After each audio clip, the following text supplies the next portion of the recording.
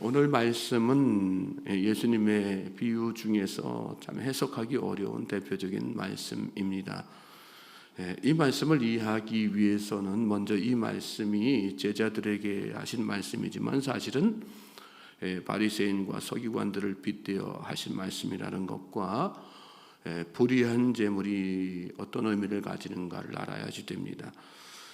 당시의 부자들은 대부분 대지주였어요. 그리고 부자는 하나님의 축복을 받은 자라는 것이 유대인들의 보편적 사고였기 때문에 재물을 모으는 그 자체를 참 중요하게 여겼죠.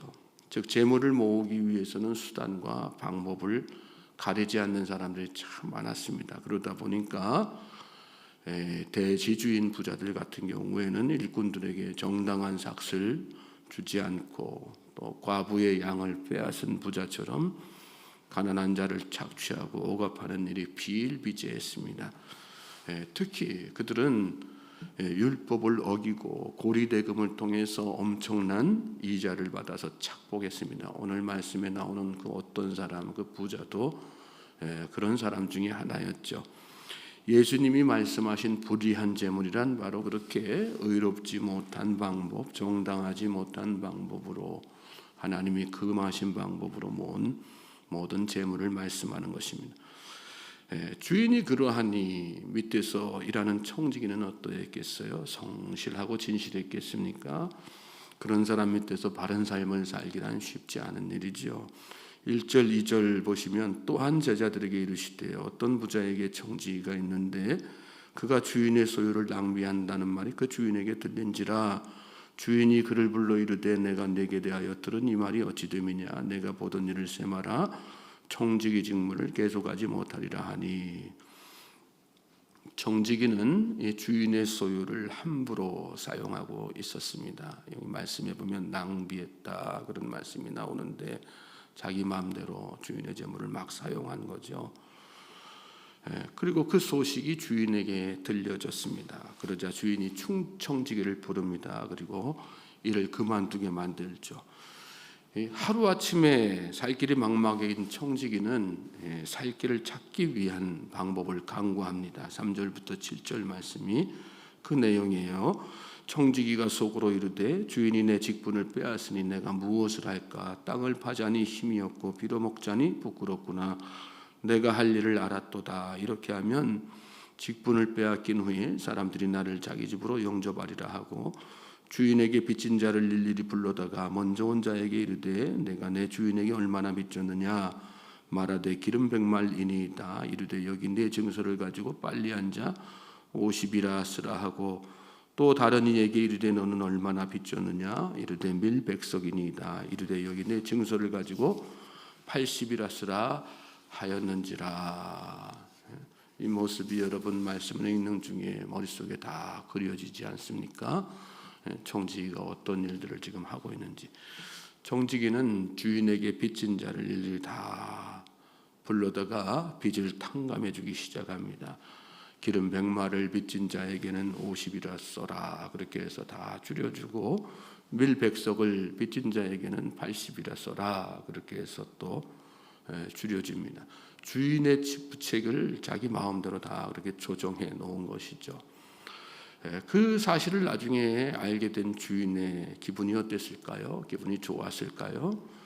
화가 머리끝까지 났겠죠. 그런데 이어지는 말씀에 보면 전혀 다른 반응을 한 것으로 예수님은 말씀하세요. 8절 보시면 주인이 이 옳지 않은 청지기가 이를 지혜 있게 하였으므로 칭찬하였으니 이 세대의 아들들이 자기 시대에 있어서는 빛의 아들들보다 더 지혜로움이로다.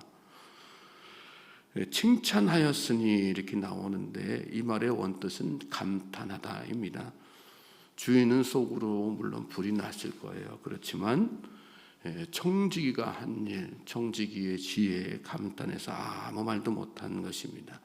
이유가 뭘까요? 청지기가 조정해 준 그 채무가 사실은 법적으로 다 금지된 채무이기 때문에, 즉 청지기는 자신이 이 주인의 채무를 이렇게 자기 마음대로 다 조정해 주어도 그 채무가 불법으로 이렇게 만들어진 채무이기 때문에 주인이 자신을 어찌할 도리, 책임을 물을 수도 없고 뭐 이렇게 끌고 가서 감옥에 넣을 수도 없다는 그런 생각을 한 것이죠. 그리고 그 생각으로 사람들을 불러다가 채무를 다 이렇게 조정해 준 것입니다. 주인 또한 그러한 상황을 다 알고 있는 거죠. 야, 이게 내가 이게 어떻게 할 수 없다는 거 이놈이 알고 다 이렇게 한 거구나. 그래서 주인은 그 청지기의 지혜에 감탄한 것입니다. 청지기는 주인의 그 불의한 재물로 친구들을 다 사귄 거예요. 그래서 예수님은 이 세대의 아들들이 자기 시대에 있어서는 빛의 아들들보다 더 지혜롭다는 말씀을 거기에다가 덧붙이신 것입니다. 빛의 아들들로서 불의의 재물로 친구를 사귀는 일이 재물을 모으는 그 일보다 더 지혜로운 도전의 말씀을 하신 것입니다. 내가 너희에게 말하노니 불의의 재물로 친구를 사귀라. 그리하면 그 재물이 없어질 때에 그들이 너희를 영주할 처소로 영접하리라. 물질보다 사람이 더 먼저라는 그런 말씀이죠. 이 청지기의 나중 삶이 어떻게 되었는지에는 오늘 본문 말씀에 나와 있지 않지만 여기 말씀에 영주할 처소라는 말씀을 통해서 그 나중 삶이 어떻게 되었을까 우리가 다 미루어 짐작할 수 있는 것 아니겠어요? 그 뒤로 청지기는 비록 그 직무에서 배제되고 실직하게 되었지만 이렇게 도움을 준 사람들 통해서 계속해서 환대받는 그런 삶을 살게 되었을 것입니다. 사람보다 더 귀한 것은 없습니다. 우리는 늘 그 생각을 가지고 하루하루 살아야 되는 것입니다. 세상 사람들은 물질이 가장 중요하고도 생각하고 또 물질을 모으기 위해서 물질이면 다 무슨 일이든 다 할 수 있다고 생각하고 물질을 크게 여기고 거기에 대한 생각 때문에 물질을 모으는 일에만 집중하다 보니까 사람을 다 잃고 마는 것이거든요. 영혼에 대한 관심이 없고 물질에만 온통 관심 가지고 쏟아붓고 사는 인생들이 세상 사람들입니다. 우리 그리스도인들은 사람 귀한 줄 알아야지 되고 영혼 귀한 줄 알아야지 되는 것입니다. 그것이 오늘 말씀 통해서 우리에게 깨닫게 하시는 이 비유 말씀의 핵심적인 내용이에요. 지극히 작은 것에 충성된 자는 큰 것에도 충성되고 지극히 작은 것에 불의한 자는 큰 것에도 불의하니라. 너희가 만일 불의한 재물에도 충성하지 아니하면 누가 참된 것으로 너희에게 맡기겠느냐. 우리가 그런 마음으로 사람 귀하고 영혼 귀한 그런 마음가짐으로 살지 않으면 하나님께서 우리에게 큰일 맡겨주실 수 없는 것이죠. 너희가 만일 남의 것에 충성하지 않으면 누가 너희의 것을 너희에게 주겠느냐. 집 하인이 두 주인을 섬길 수 없나니 호기를 미워하고 저를 사랑하거나 호기를 중히 여기고 저를 경히 여길 것임이니라. 너희는 하나님과 재물을 겸하여 섬길 수 없느니라.